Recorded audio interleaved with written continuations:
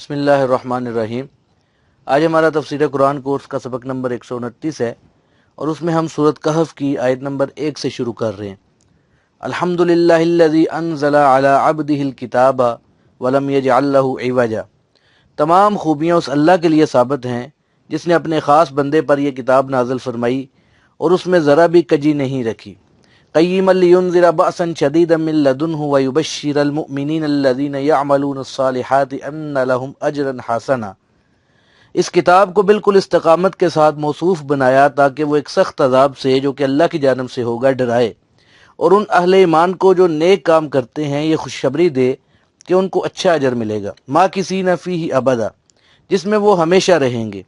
وینذر الذین قالوا اتخذ اللہ ولدا، اور تاکہ ان لوگوں کو ڈرائے جو یوں کہتے ہیں کہ نعوذ باللہ اللہ اولاد رکھتا ہے۔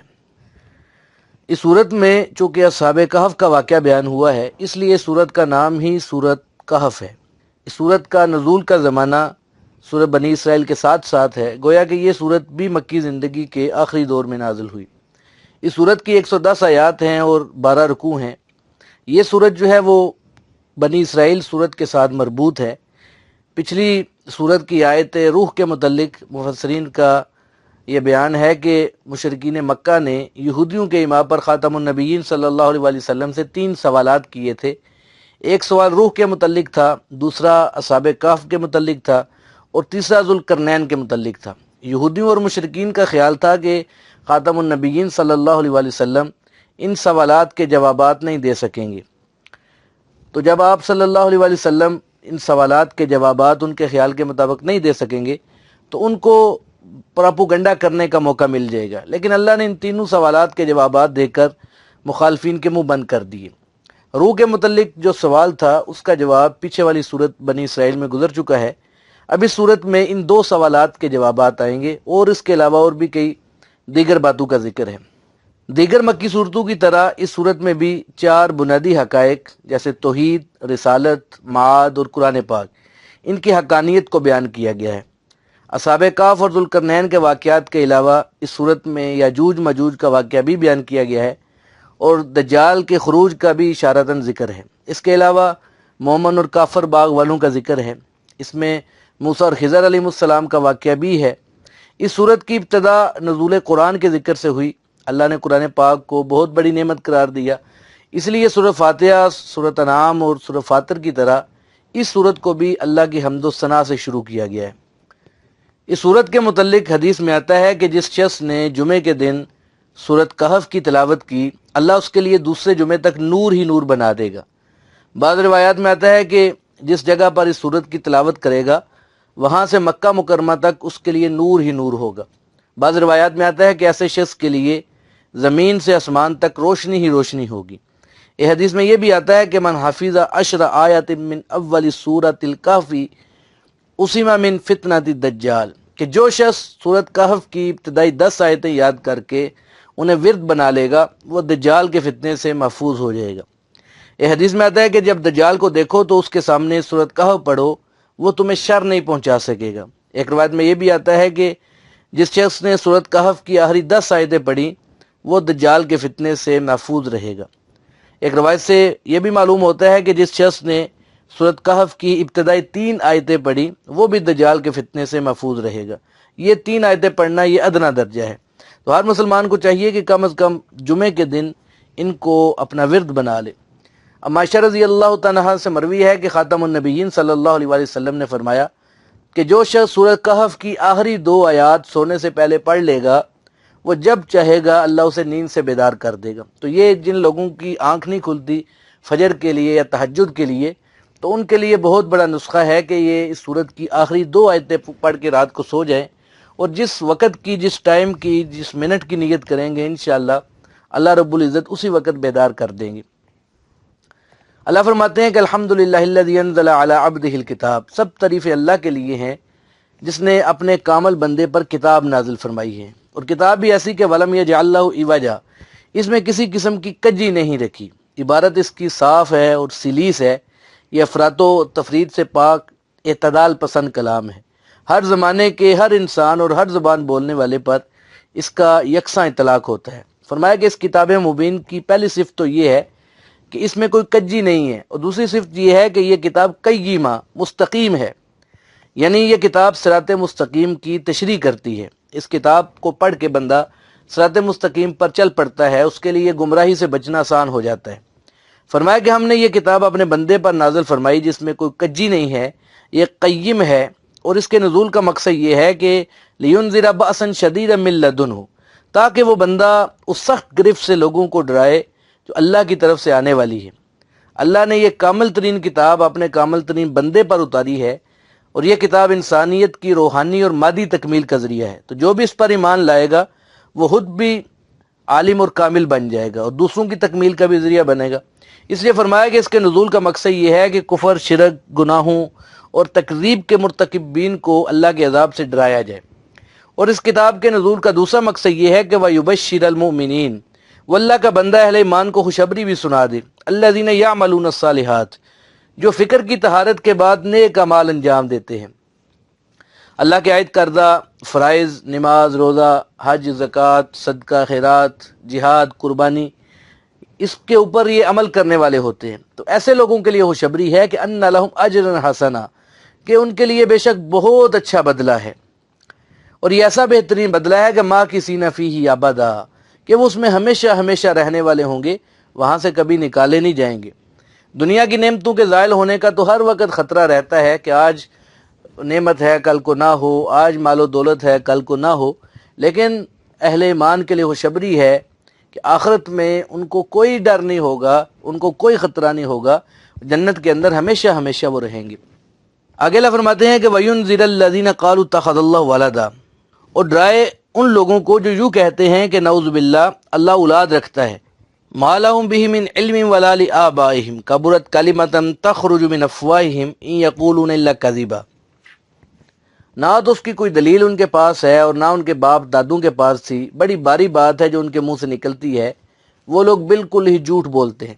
فَلَعَلَّكَ بَاخِعٌ نَفْسَكَ عَلَىٰ آثَارِهِمْ إِن لَّمْ يُؤْمِنُوا بِهَٰذَا الْحَدِيثِ أَسَفًا، سو شاید آپ ان کے پیچھے اگر یہ لوگ اس مضمون قرآنی پر ایمان نہ لائے تو غم سے اپنی جان دے دیں گے، یعنی اتنا غم نہ کریں کہ ہلاکت کے قریب پہنچ جائیں۔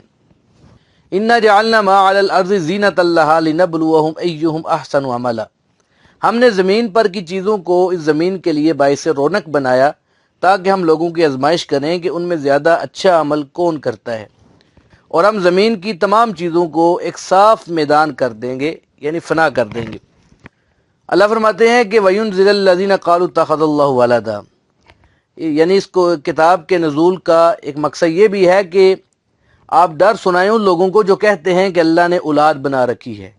پہلی وعید تو عام لوگوں کے لیے تھی کہ سب کو اللہ کی گرفت سے ڈرایا جائے، اور یہ خصوصی تخویف ان لوگوں کے لیے ہے جو اللہ کے لیے اولاد تجویز کرتے ہیں۔ اس میں پہلے نمبر پر عیسائی ہیں کہ یہ باپ، بیٹا اور روح القدس کے عقیدے والے تثلیث پرست لوگ ہیں، دنیا میں ان کی کثیر آبادی ہے۔ دوسرا گروہ جنہیں ڈرانا مقصود ہے وہ یہودیوں کا ہے کہ انہوں نے بھی اللہ کا بیٹا تجویز کیا ہے کہ وقالت الیہود عزیر ابن اللہ، یہودیوں نے کہا کہ عزیر علیہ السلام اللہ کے بیٹے ہیں۔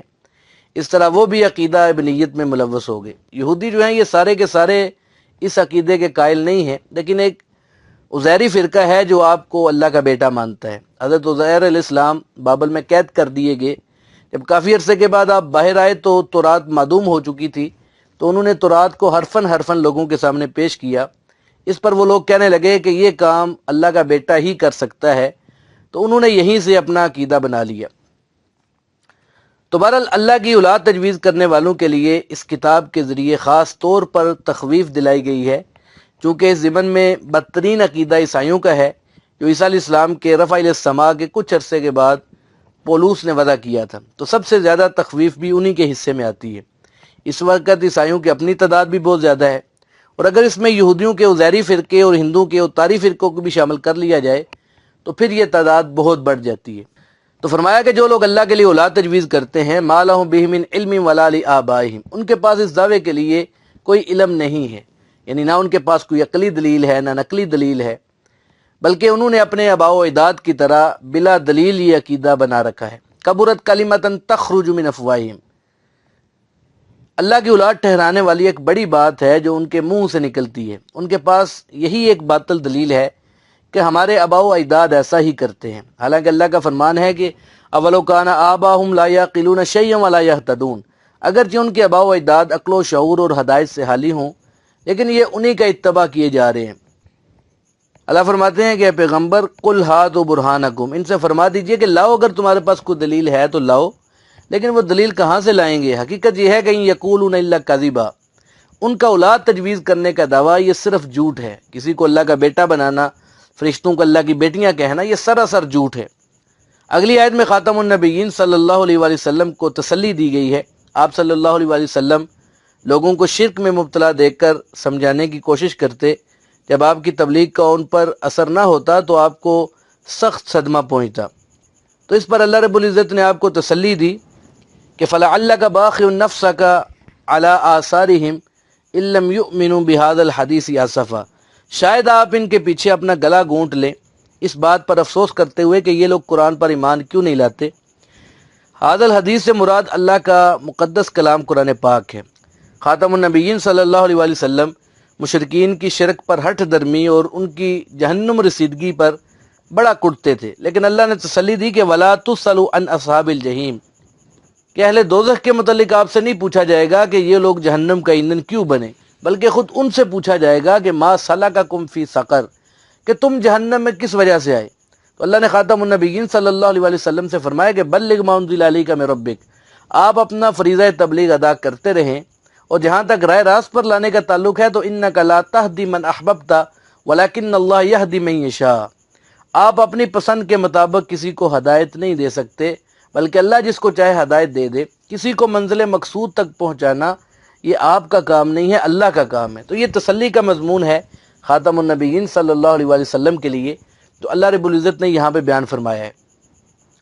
فرمایا کہ اِنَّا جَعَلْنَا مَا عَلَى الْأَرْضِ زِینَةً لَهَا، بے شک ہم نے زمین کی ہر چیز کو اس کے لیے رونق بنایا ہے۔ زمین پر موجود پھل، پھول، نباتات، جمادات، معدنیات، یہ سب کچھ زمین کی زینت اور رونق ہے، اور یہ چیزیں پیدا کرنے کا مقصد یہ ہے کہ لِنَبْلُوَهُمْ أَيُّهُمْ أَحْسَنُ عَمَلًا، تاکہ ہم تم کو آزمائیں کہ اس رونق میں پھنس کر کون اچھے عمل کرتا ہے اور کون ایسا ہے جو آخرت سے روگردانی کرتا ہے۔ اور یہ بھی یاد رکھو کہ وَإِنَّا لَجَاعِلُونَ مَا عَلَيْهَا صَعِيدًا جُرُزًا، اور بے شک ہم بنانے والے ہیں جو کچھ اس زمین پر ہے چٹیل میدان، یعنی جب قیامت برپا ہوگی تو کوئی اونچ نیچ، ٹیلا، پہاڑ، دریا، سمندر کچھ بھی نہیں ہوگا، بلکہ ہر چیز فنا ہو جائے گی۔ زمین جو ہے یہ اس وقت چٹیل میدان بن جائے گی۔ تو مطلب یہ ہے کہ زمین اور اس کی تمام رونقیں یہ عارضی ہیں اور ایک دن فنا ہونے والی ہیں، اس لیے ان میں پھنس کر اللہ کی یاد کو نہ بلا دینا، ورنہ سخت نقصان اٹھاؤ گے۔ یہ سب کچھ تو تمہاری آزمائش کے لیے ہے۔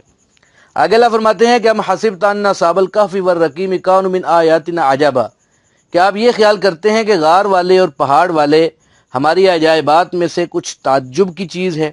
اذ اول فتیۃ الی الکہف فقالوا ربنا آتنا من لدنک رحمۃ وہیئ لنا من امرنا رشدا، وہ وقت قابل ذکر ہے جب کہ ان نوجوانوں نے اس غار میں جا کر پناہ لی، پھر کہا گیا ہمارے پروردگار ہم کو اپنے پاس سے رحمت کا سامان عطا فرمائیے اور ہمارے لیے کام میں درستی کا سامان مہیا کر دیجیے۔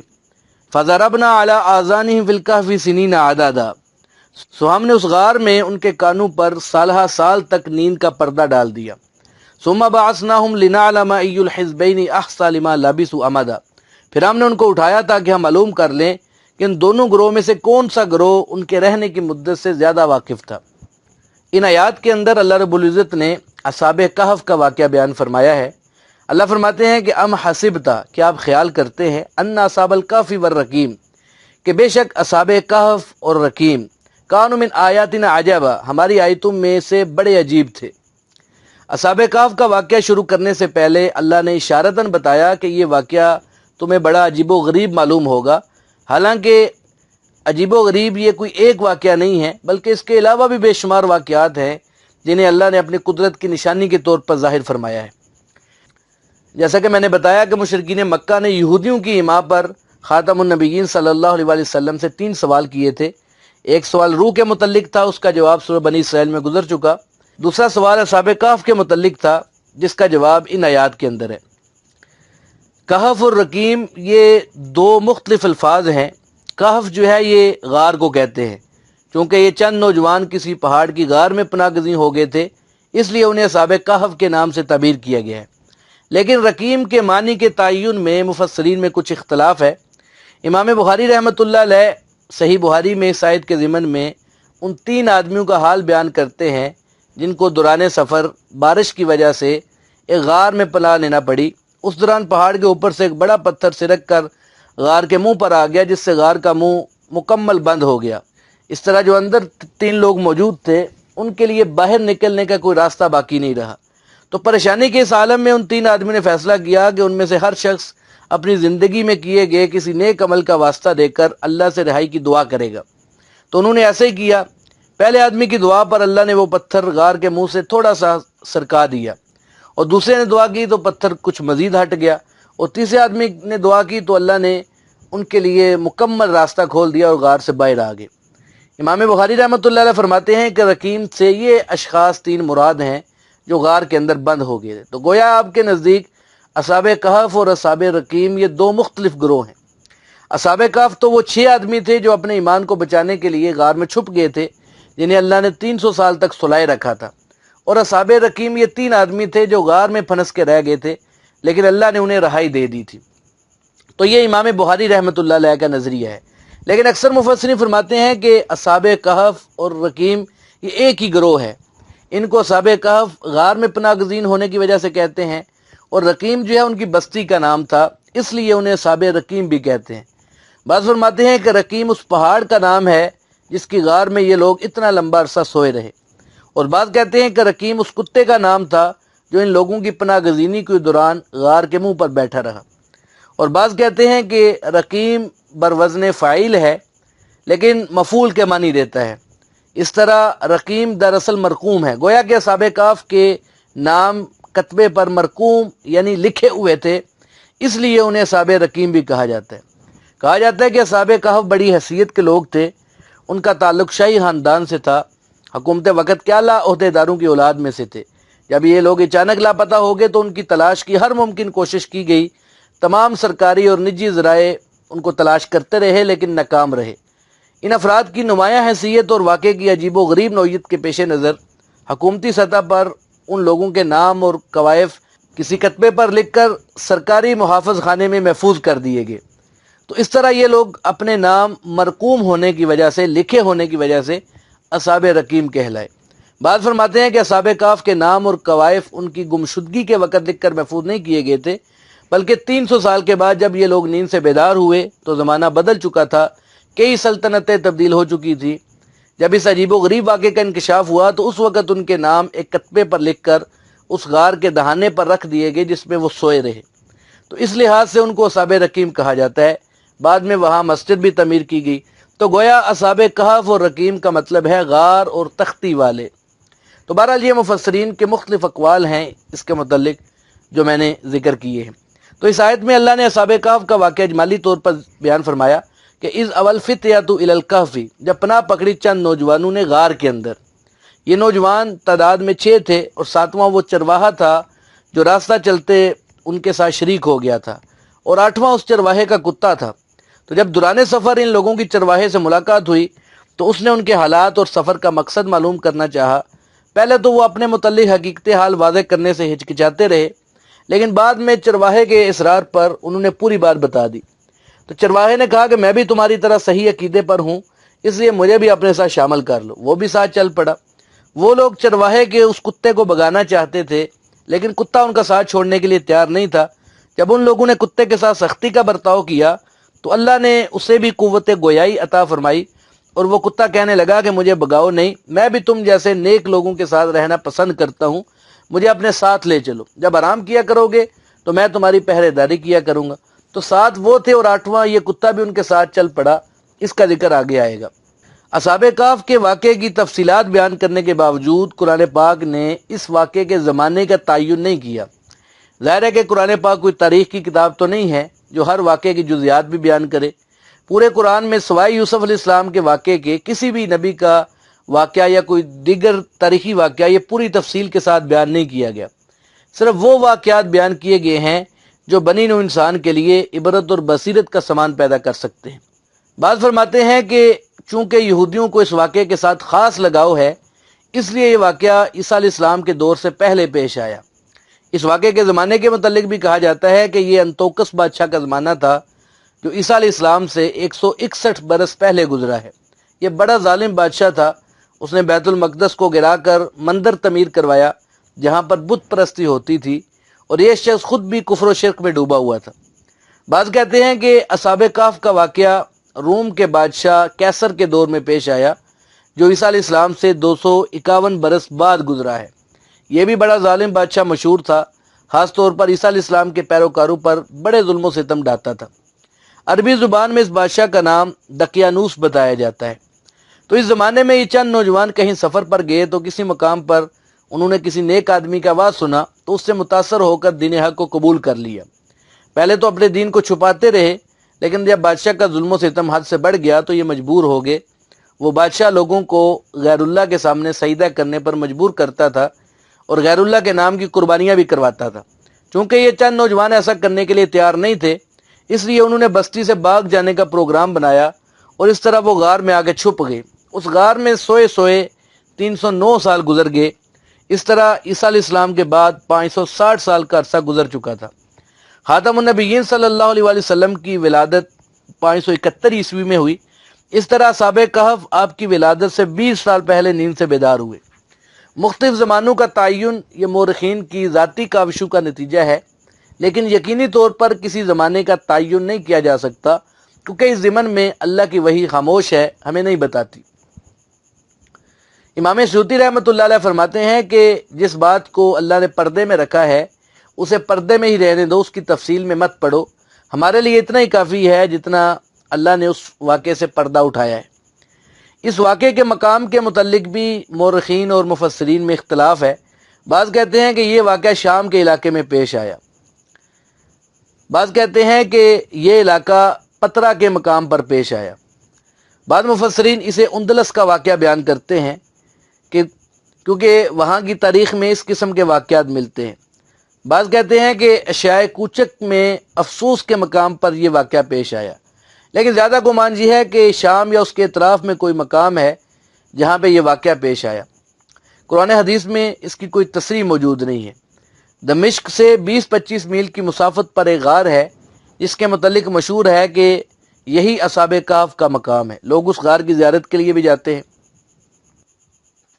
تو بہرحال جو بھی غار ہو، دمشق کے ارد گرد ہو یا کہیں اور پہ ہو، تو یہ عجیب و غریب واقعہ تھا جہاں پہ اللہ رب العزت نے ان نوجوانوں کو 309 سال سلائے رکھا۔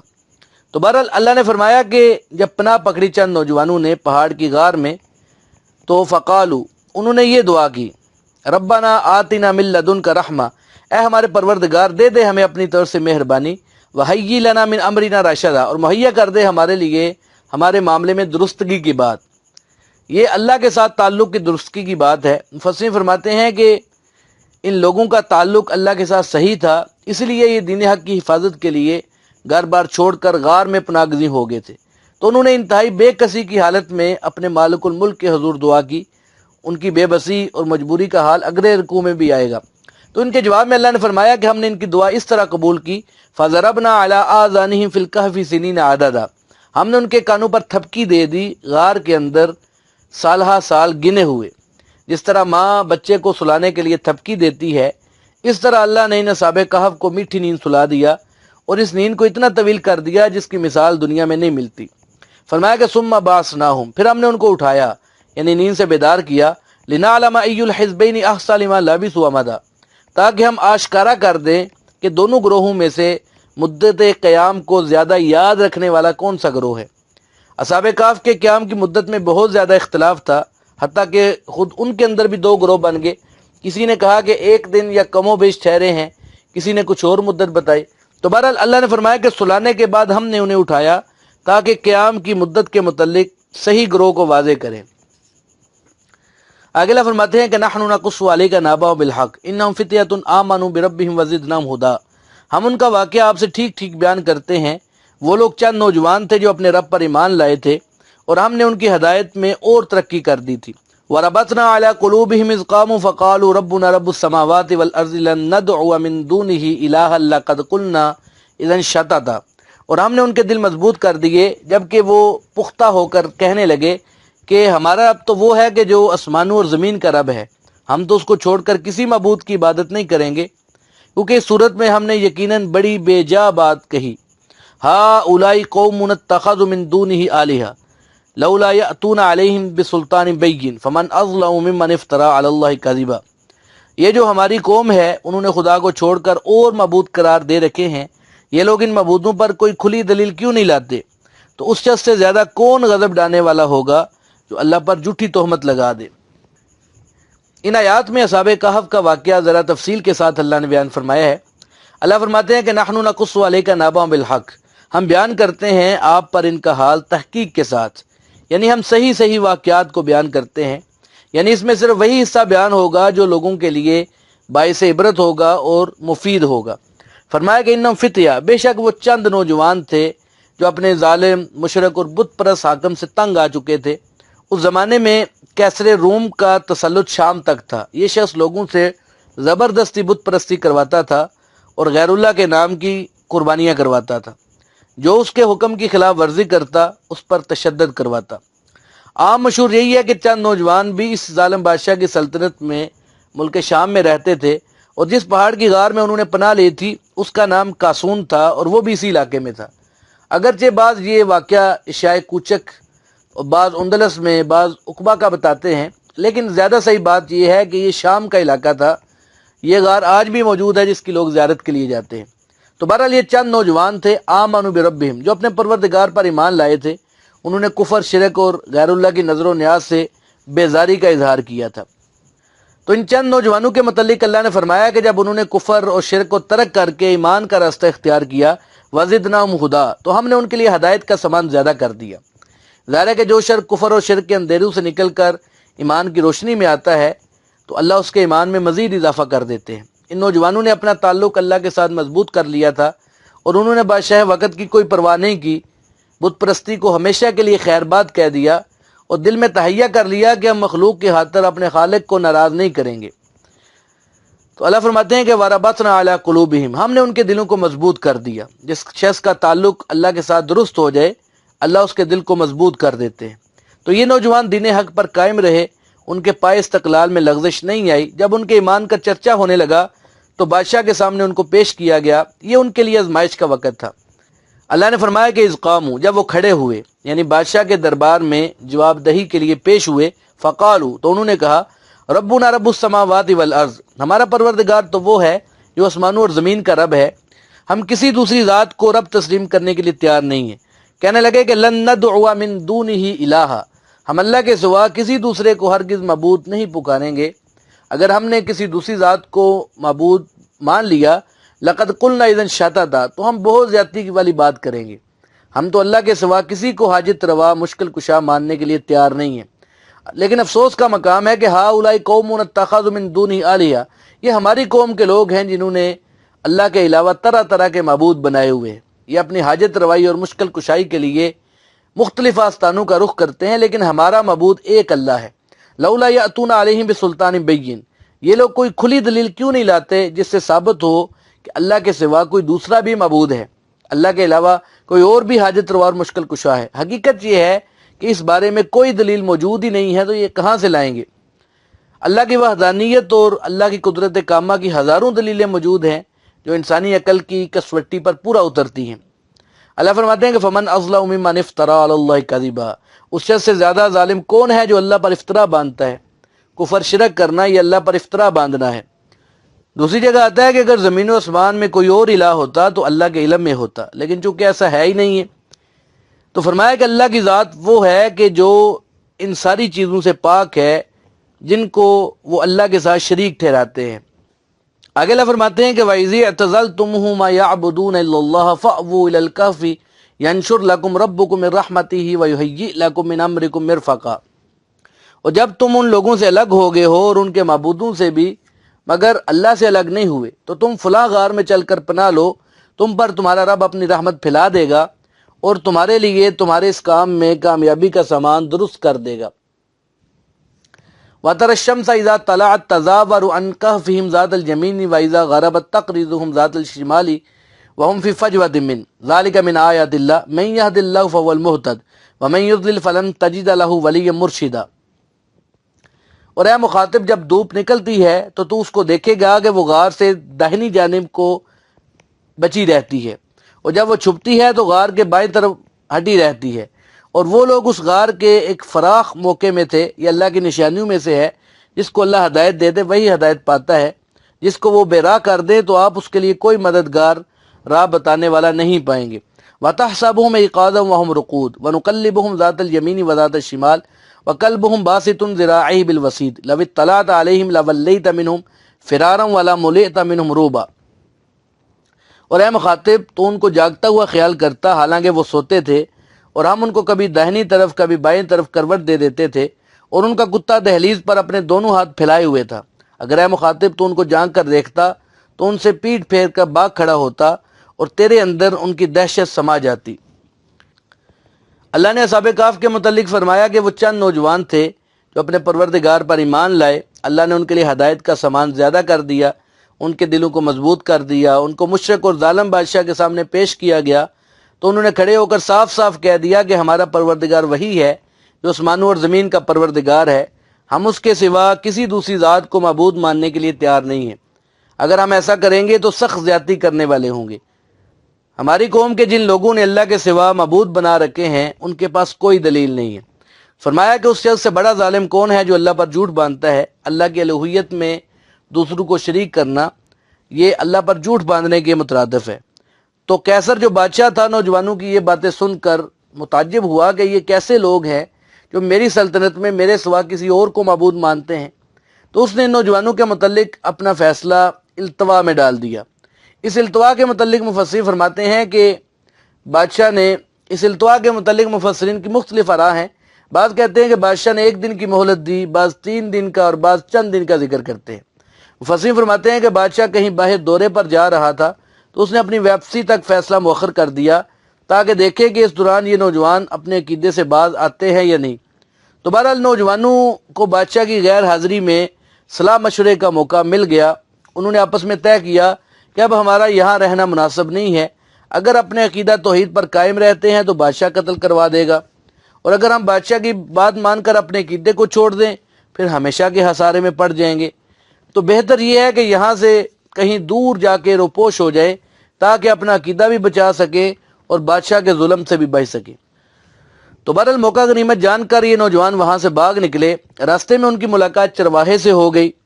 اس نے ان کی پریشانی کو بانپ لیا اور پوچھا کہ کیا بات ہے۔ تو پہلے تو انہوں نے کچھ بتانے سے گریز کیا، لیکن آخر میں انہوں نے دل کی بات کہہ دی کہ وہ اس طرح بھاگ کر آئے ہیں۔ تو چرواہے نے کہا کہ میں بھی تمہارے عقیدے پر ہوں اور تمہارے ساتھ چلنے کو تیار ہوں۔ تو اس نے بکریوں کا ریوڑ وہیں چھوڑا اور ان نوجوانوں کے ساتھ ہو لیا۔ اس کا کتا بھی اس کے ساتھ چل پڑا۔ انہوں نے کتے کو بھگانا چاہا لیکن وہ کسی صورت ان کی ہمراہی چھوڑنے پر تیار نہیں تھا۔ جب انہوں نے کتے کو زیادہ تنگ کیا تو اللہ نے کتے کو قوت گویائی عطا کی۔ وہ بول کر کہنے لگا کہ مجھے بھگاؤ نہیں، میں بھی اللہ کے دوستوں کے ساتھ ہی رہنا پسند کرتا ہوں، مجھے اپنے ساتھ لے چلو، جب تم آرام کیا کرو گے تو میں تمہارا پہرا دیا کروں گا۔ تو چرواہے کا کتا بھی ان کے ساتھ ہو لیا۔ تو کتا بھی ان کے ساتھ تھا۔ انہوں نے پہاڑ کی غار میں پناہ لے لی۔ اللہ نے اس غار کا حال بھی بیان کیا ہے، اپنے دوستوں کا بھی اور اس کتے کا بھی۔ اللہ نے اپنے دوستوں کی جو کرامت اور بزرگی عطا فرمائی اور ان کی حفاظت کا جو غیر معمولی انتظام فرمایا، اللہ نے اس کا ذکر بھی کیا۔ غار میں پہنچ کر انہوں نے آپس میں طے کیا کہ ان میں سے ایک آدمی وقتاً فوقتاً بیس بدل کر غار سے باہر جائے، کھانے پینے کا سامان لائے اور ملکی حالات سے بھی آگاہی حاصل کرتا رہے۔ تو ان میں سے ایک زیادہ ہوشیار آدمی فقیروں کے لباس میں باہر نکلا، شہر میں جا کر خورد و نوش کا کچھ سامان خریدا، ادھر ادھر کی کچھ باتیں سنی اور غار میں واپس آ گیا۔ ایسا کتنی مرتبہ ہوا اس کی کچھ تفصیل نہیں ملتی، لیکن ایک دن اس آدمی نے واپس آ کر بتایا کہ شہر میں ہماری روپوشی کا چرچا ہے، ہماری وسیع پیمانے پر تلاش شروع ہو گئی ہے اور بادشاہ نے حکم دیا ہے کہ ہمیں ہر صورت گرفتار کیا جائے۔ ظاہر ہے کہ اس قسم کی خبر ان کے لیے تشویش کا باعث بنی۔ وہ اسی فکر میں پریشان تھے کہ اللہ نے ان پر لمبی نیند طاری کر دی، جس کا ذکر پیچھے گزرا کہ فَضَرَبْنَا عَلَىٰ آذَانِهِمْ، ہم نے ان کے کانوں پر تھپکی دی اور وہ گہری نیند میں سو گئے۔ ان کی یہ نیند 309 سال تک قائم رہی۔ اس دوران ان کا کتا بھی غار کے منہ پر پاؤں پھیلائے پڑا رہا، اس پر بھی نیند طاری ہو چکی تھی۔ تو بادشاہ کے حکم کے مطابق اس کے کرندوں نے اللہ کے ان دوستوں کی وسیع پیمانے پر تلاش شروع کی۔ بعض مفسرین فرماتے ہیں کہ بعض لوگ اس غار کے دہانے تک بھی پہنچ گئے۔ انہیں اندر کسی کی موجودگی کا شبہ ہوا تو انہوں نے غار کے منہ پر دیوار تعمیر کر کے اسے بالکل بند کر دیا، لیکن یہ روایت صحیح نہیں ہے۔ اصل بات یہ ہے کہ اللہ نے اصحاب کہف کی حفاظت کا انتظام اس طرح کر دیا تھا کہ اس غار تک کوئی پہنچ ہی نہیں سکا۔ بادشاہ کی طرف سے تلاش کرتے کرتے سال 2 سال گزر گئے، کتنا عرصہ گزر گیا لیکن ناکامی ہوئی۔ تو بادشاہ کے حکم سے ان گمشدگان کے نام اور کوائف ایک تختی پر لکھ کر سرکاری محافظ خانے میں اس طرح محفوظ کیے گئے کہ یہ چند نوجوان روپوش ہو گئے ہیں جن کا کوئی سراغ نہیں مل سکا۔ ان کو اصحاب رقیم اس لیے کہا گیا ہے کہ ان کے نام تختی پر لکھ کر محفوظ کر دیے گئے تھے۔ تو ان آیات میں اللہ نے اسی واقعے کا ذکر کیا ہے کہ جب ان نوجوانوں کو بادشاہ کے سامنے حاضری کے بعد کچھ مہلت میسر آئی تو انہوں نے آپس میں مشورہ کیا، کہنے لگے کہ وَإِذْ اعْتَزَلْتُمُوهُمْ، اور جب تم ان کفار و مشرکین سے کنارہ کش ہو چکے ہو، وَمَا يَعْبُدُونَ إِلَّا اللَّهُ، اور ان سے بھی الگ ہو چکے جن کو یہ اللہ کے سوا پوجا کرتے ہیں، تم نے اللہ کے سوا کسی دوسری ذات کو معبود بنانے سے انکار کر دیا ہے، تو اب تمہارا یہاں رہنا خطرے سے خالی نہیں ہے۔ فَأْوُوا إِلَى الْكَهْفِ، کسی غار کی طرف رجوع کرو، وہاں جا کر چھپ جاؤ اور اللہ کے فیصلے کا انتظار کرو۔ يَنشُرْ لَكُمْ رَبُّكُمْ مِنْ رَحْمَتِهِ، اللہ تمہارے لیے اپنی رحمت پھیلا دے گا، کیونکہ تمہارے دل ایمان کے نور سے بھرے ہوئے ہیں۔ اللہ نے تمہارے دلوں کو مضبوط کر دیا ہے، تمہیں اپنے مالک کی ذات پر مکمل بھروسہ ہے، وہ تم پہ اپنی رحمت کا سایہ کرے گا۔ وَيُهَيِّئْ لَكُم مِّنْ أَمْرِكُم مِّرْفَقًا، اور تمہارے معاملے میں تمہارے لیے نرمی، سکون اور آرام کی بات مہیا کرے گا، اس لیے کوئی فکر نہ کرو اور کسی غار میں چل کر پناہ لو۔ اب اس غار کی حالت بھی اللہ نے بیان فرمائی کہ اے مخاطب، وَتَرَى الشَّمْسَ إِذَا طَلَعَت تَزَاوَرُ عَنْ كَهْفِهِمْ ذَاتَ الْيَمِينِ، تم دیکھو گے کہ جب سورج طلوع ہوتا ہے تو غار کی دائیں جانب کترا جاتا ہے۔ مفسرین فرماتے ہیں کہ غار کا رخ مشرق مغرب کی بجائے شمالن جنوبن تھا، یہی وجہ ہے کہ سورج کے طلوع اور غروب کے وقت وہاں دھوپ کی تپش نہیں جاتی تھی۔ اللہ نے غار کی کیفیت اس طرح کی بنائی تھی کہ جب سورج طلوع ہوتا تو دائیں طرف سے بقدر ضرورت روشنی اندر جاتی، لیکن دھوپ کی تکلیف انہیں نہیں پہنچتی تھی، اور سورج جو ہے وہ دائیں طرف کترا کر نکل جاتا تھا۔ وَإِذَا غَرَبَتْ تَقْرِضُهُمْ ذَاتَ الشِّمَالِ، اور جب سورج غروب ہونے کے قریب آتا تو بائیں طرف کترا کر نکل جاتا۔ غار کے مکینوں کو اس طرح کوئی تکلیف نہیں پہنچتی تھی، تو اللہ نے غار کے اندر اس طرح آڑیں کھڑی کر دی تھی کہ تھوڑی سی دھوپ اندر پہنچی اور جلدی ہی سامنے آڑ آ گئی اور سورج دائیں بائیں ہو کر نکل گیا، لیکن روشنی اور ہوا یہ غار میں خوب پہنچ رہی تھی۔ وَهُمْ فِي فَجْوَةٍ مِّنْ، اور وہ غار میں کشادہ جگہ پر لیٹے ہوئے تھے، انہیں کوئی گھٹن وغیرہ محسوس نہیں ہوتی تھی۔ ذَلِكَ مِنْ آیَاتِ اللَّهِ، یہ سب اللہ کی نشانیوں میں سے ہے۔ اللہ اپنی قدرت کی نشانیاں وقتاً فوقتاً ظاہر کرتا رہتا ہے تاکہ لوگ اللہ کی وحدانیت کو پہچان سکیں۔ مَن يَهْدِ اللَّهُ فَهُوَ الْمُهْتَدِ، حقیقت یہ ہے کہ ہدایت اسے نصیب ہوتی ہے جسے اللہ ہدایت عطا فرماتے ہیں۔ وَمَن يُضْلِلْ فَلَن تَجِدَ لَهُ وَلِيًّا مُرْشِدًا، اور جس کی ضد، اناد اور ہٹ درمی کی وجہ سے اللہ اس کو گمراہ کر دے تو اس کے لیے نہ کوئی کارساز ہوگا، نہ ہی کوئی رائے راست پر لانے والا ہوگا۔ جب تک اللہ کے ساتھ تعلق درست نہیں ہوگا کسی شخص کو ہدایت نصیب نہیں ہو سکتی اور نہ ہی کوئی گمراہی سے بچ سکتا ہے۔ اللہ فرماتے ہیں کہ اے مخاطب، وَتَحْسَبُهُمْ أَيْقَاظًا وَهُمْ رُقُودٌ، تم ان اصحاب کہف کو بیدار گمان کرو گے حالانکہ وہ سوئے ہوئے ہیں، اندر جان کر دیکھو تو ان کی آنکھیں کھلی نظر آئیں گی، گویا کہ وہ جاگ رہے ہیں۔ اور یہ بھی ہے کہ ایک ہی جگہ پر پڑے پڑے ان کے جسم گل سڑ سکتے تھے، جس کا اللہ نے یہ انتظام فرمایا کہ وَنُقَلِّبُهُمْ ذَاتَ الْيَمِينِ وَذَاتَ الشِّمَالِ، اور ہم انہیں پلٹتے ہیں دائیں طرف اور بائیں طرف۔ مفسرین فرماتے ہیں کہ ہر 10 سال کے بعد اللہ اصحاب کہف کی کروٹیں بدل دیتے تھے۔ بعض مفسرین 9 سال کا ذکر کرتے ہیں، بعض مفسرین کہتے ہیں کہ سال میں 2 دفعہ، اور بعض مفسرین کہتے ہیں کہ محرم کے دن کروٹیں بدلی جاتی تھی۔ تو بہرحال یہ اللہ ہی بہتر جانتا ہے کہ ان کو کس وقت کس چیز کی ضرورت تھی اور ان کی حفاظت کا کیا انتظام ضروری تھا۔ مفسرین فرماتے ہیں کہ اللہ کی مصلحت میں جب تک اصحاب کہف کو غار میں رکھنا مطلوب تھا، اس وقت تک کسی شخص کو وہاں پہ پہنچنے کی، انہیں چھیڑنے کی توفیق نہیں ملی۔ اللہ نے ان کی حالت ایسی بنا دی تھی کہ بال اور ناہن بڑھ چکے تھے، اگر کوئی شخص انہیں ایک نظر دیکھ لیتا تو دہشت کے مارے وہاں ٹھہر نہیں سکتا تھا۔ فرمایا کہ ان کی حالت یہ تھی کہ تم انہیں بیدار سمجھو گے حالانکہ وہ تو سوئے ہوئے تھے اور ہم ان کی کروٹیں بدل رہے تھے۔ اور اس کے ساتھ کتے کی حالت یہ تھی کہ وَكَلْبُهُمْ بَاسِطٌ ذِرَاعَيْهِ بِالْوَصِيدِ، اور ان کا کتا اپنے اگلے بازو پھیلائے غار کی چوکٹ پر تھا۔ وہ اتنا دہشت ناک منظر تھا۔ فرمایا کہ مخاطب، لَوِ اطَّلَعْتَ عَلَيْهِمْ، اگر تو ان کو جان کر دیکھے، لَوَلَّيْتَ مِنْهُمْ فِرَارًا، تو پیٹ پھیر کر بھاگ جائے گا، وَلَمُلِئْتَ مِنْهُ رُعْبًا، اور تیرا سینہ ان کے روب سے بھر جائے گا۔ اللہ نے ان کی ایسی کیفیت بنا رکھی تھی کہ تم انہیں دیکھنے کی تاب نہیں لا سکتے تھے۔ آگے اللہ فرماتے ہیں کہ وَكَذَلِكَ بَعَثْنَاهُمْ لِيَتَسَاءَلُوا بَيْنَهُمْ قَالَ قَائِلٌ مِّنْهُمْ كَمْ لَبِثْتُمْ قَالُوا لَبِثْنَا يَوْمًا أَوْ بَعْضَ يَوْمٍ قَالُوا رَبُّكُمْ أَعْلَمُ بِمَا لَبِثْتُمْ فَابْعَثُوا أَحَدَكُمْ بِوَرِقِكُمْ هَٰذِهِ إِلَى الْمَدِينَةِ فَلْيَنظُرْ أَيُّهَا أَزْكَىٰ طَعَامًا فَلْيَأْتِكُمْ بِرِزْقٍ مِّنْهُ وَلْيَتَلَطَّفْ وَلَا يُشْعِرَنَّ بِكُمْ أَحَدًا۔ اور اسی طرح ہم نے ان کو جگا دیا تاکہ وہ آپس میں پوچھ پاچھ کرے۔ ان میں سے ایک کہنے والے نے کہا کہ تم نیند میں کس قدر رہے ہوگے؟ بعضوں نے کہا کہ غالباً ایک دن یا ایک دن سے بھی کچھ کم رہے ہوں گے۔ دوسرے بعضوں نے کہا کہ یہ تو تمہارے خدا ہی کو خبر ہے کہ تم کس قدر رہے۔ اب اپنے میں سے کسی کو یہ روپیہ دے کر شہر کی طرف بھیجو، پھر وہ شخص تحقیق کرے کہ کون سا کھانا حلال ہے، سو اس میں سے تمہارے پاس کچھ کھانا لے آئے اور سب کام خوش تدبیری سے کرے اور کسی کو تمہاری خبر نہ ہونے دے۔ انہم ان یظہروا علیکم یرجموکم او یعیدوکم فی ملتہم ولن تفلحوا اذا ابدا، کیونکہ اگر وہ لوگ کہیں تمہاری خبر پا جائیں گے تو تم کو یا تو پتھروں سے مار ڈالیں گے یا تم کو جبراً اپنے طریقے میں پھیر لیں گے، اور ایسا ہوا تو تم کو کبھی فلاح نہیں ہوگی۔ پیچھے والی آیات میں اللہ نے اصحاب کہف کی اپنے قوم سے علیحدگی کا ذکر کیا، ان کے غار میں جانے کا ذکر کیا، ان کے غار میں رہنے کا ذکر کیا۔ اب ان آیات میں اللہ نے اصحاب کہف کی نیند سے بیداری کا حال بیان فرمایا ہے۔ تو اس دوران بڑی تبدیلیاں آئیں، کئی نسلیں بدلیں، سلطنتیں تبدیل ہو گئیں، لیکن ان اصحاب کو اس دوران بھوک اور پیاس کا احساس تک نہیں ہوا تھا۔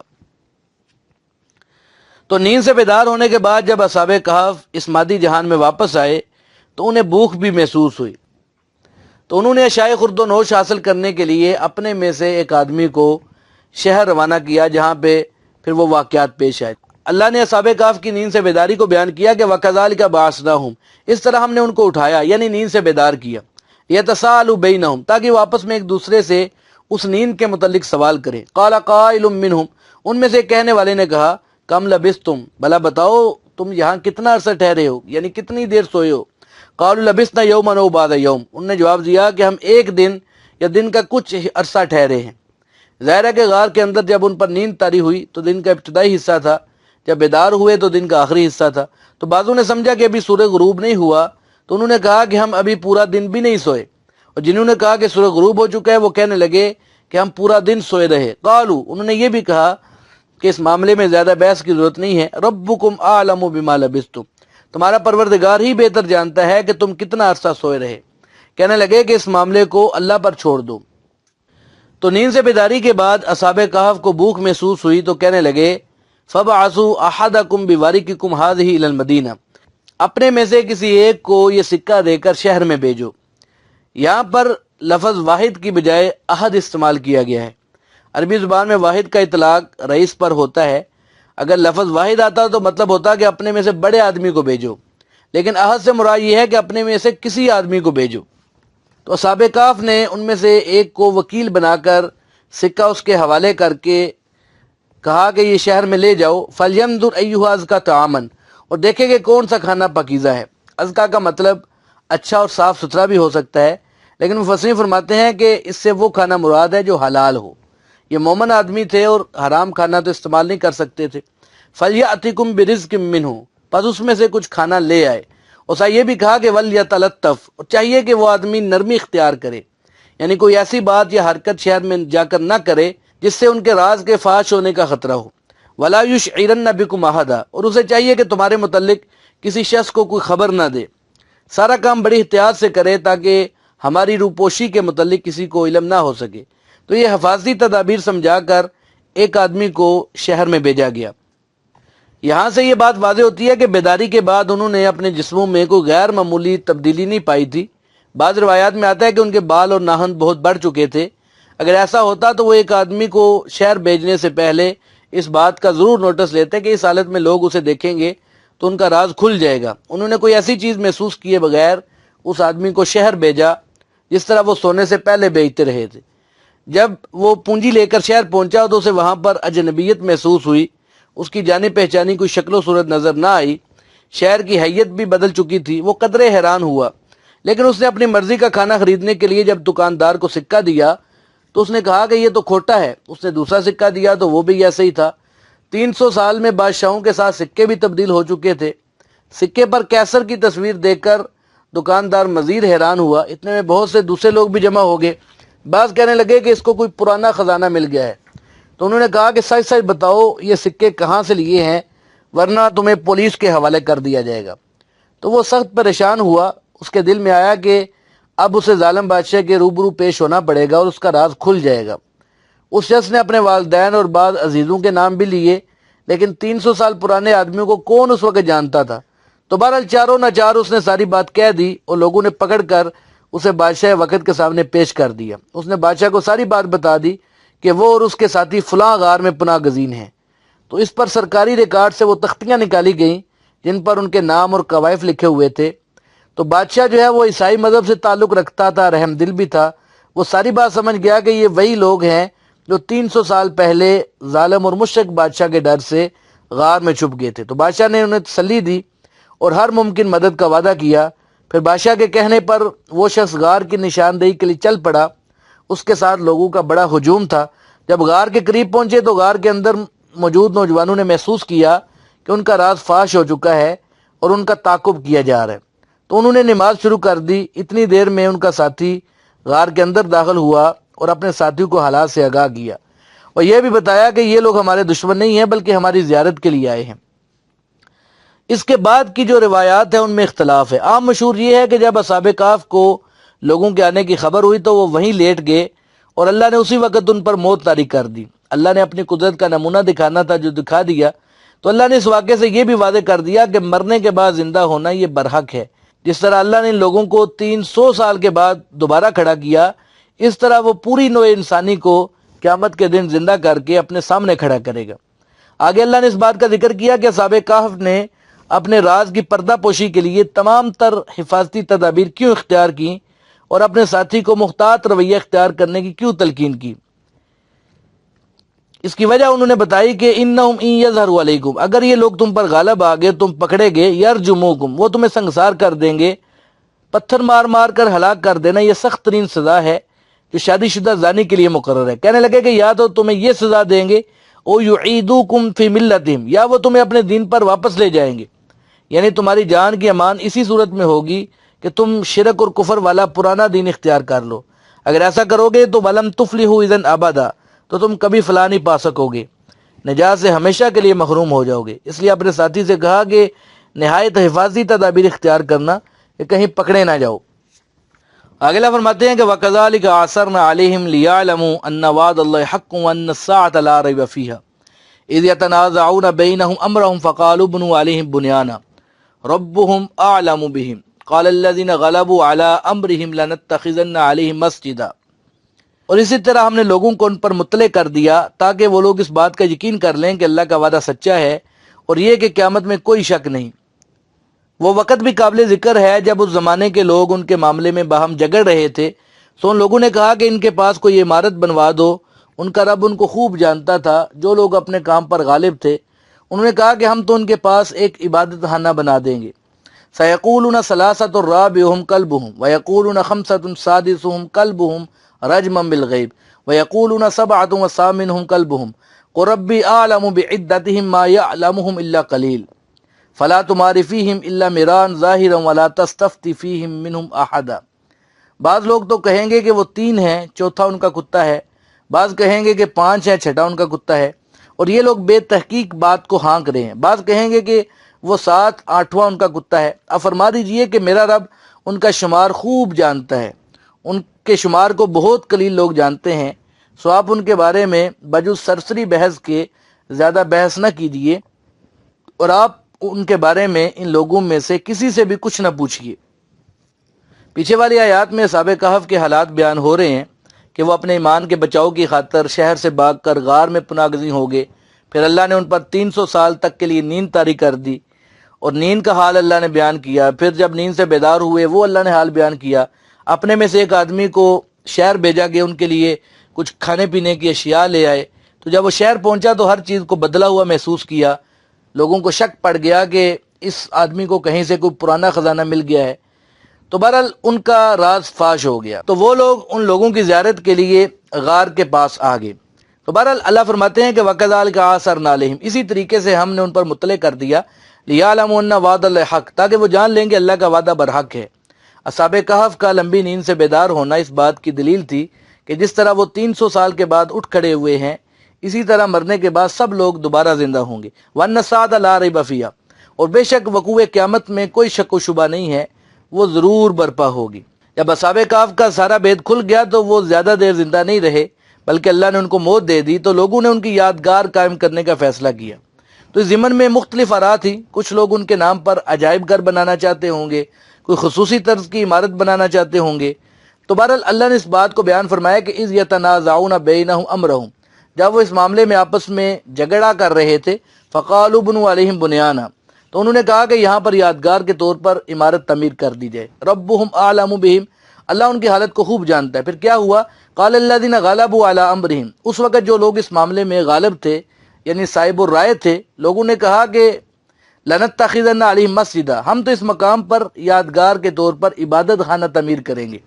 اصحاب کہف بڑے برگزیدہ لوگ تھے جنہوں نے اپنا ایمان بچانے کے لیے تکالیف اٹھائیں۔ اللہ نے ان کو بڑا شرف عطا کیا، 300 سال کے بعد دوبارہ ان کو نیند سے بیدار کر کے اپنی قدرت کا کرشمہ دکھایا۔ تو ان کی شایان شان یہ ہے کہ یہاں پر مسجد تعمیر کی جائے، جہاں پر لوگ اللہ کی عبادت کا فریضہ انجام دیا کریں۔ اصحاب کہف کی تعداد کے متعلق بھی اختلاف رہا ہے، لیکن اللہ نے ضمن میں اصولی بات بیان فرمائی کہ سیقولون ثلاثۃ رابعہم کلبہم، لوگ کہتے ہیں کہ اصحاب کہف تعداد میں 3 تھے، چوتھا ان کا کتا تھا۔ ویقولون خمسۃ سادسہم کلبہم، بعض کہتے ہیں کہ وہ 5 تھے، چھٹا ان کا کتا تھا۔ فرمایا کہ رجما بالغیب، یہ تو بغیر نشانے کے تیر چلانے والی بات ہے۔ مطلب یہ ہے کہ اس قسم کی باتیں لا ابالی میں کہی جاتی ہیں۔ آگے اسلوب کلام بدل گیا ہے، رجما بالغیب کی بات ختم ہو گئی ہے۔ ویقولون سبعۃ وثامنہم کلبہم، اور کہتے ہیں کہ اصحاب کہف تعداد میں 7 تھے اور 8واں ان کا کتا تھا۔ فرمایا کہ اے پیغمبر قل ربی اعلم بعدتہم، اب فرما دیجئے کہ میرا رب ہی ان کی تعداد کو بہتر جانتا ہے۔ ما یعلمہم الا قلیل، انہیں نہیں جانتے مگر بہت تھوڑے لوگ۔ حضرت عبداللہ بن عباس رضی اللہ فرماتے ہیں کہ میں بھی ان تھوڑے لوگوں میں شامل ہوں جو اصحاب کہف کی تعداد کو جانتے ہیں۔ انہوں نے بھی اس آخری بات کو اختیار کیا کہ وہ 7 نیک آدمی تھے اور 8واں ان کے ساتھ کتا تھا۔ اس مقام پر یہ تعلیم دی گئی کہ فلا تماری فیہم الا میران ظاہرہ، اب نہ جھگڑا کریں ان کی تعداد کے بارے میں لیکن سرسری۔ مطلب یہ ہے کہ اس میں زیادہ بحث مباحثے کی ضرورت نہیں ہے۔ ولا تستفتی فیہم منہم احدا، اور اصحاب کہف کے بارے میں یہودیوں، عیسائیوں اور مشرکین سے بھی پوچھنے کی ضرورت نہیں ہے، کیونکہ ان کے پاس کوئی یقینی علم نہیں ہے۔ سب سے یقینی علم اللہ کی وحی ہے جو آپ کے پاس ہے، اس لیے آپ اسی پر اکتفا کریں اور ان لوگوں سے مزید کچھ نہ پوچھیں۔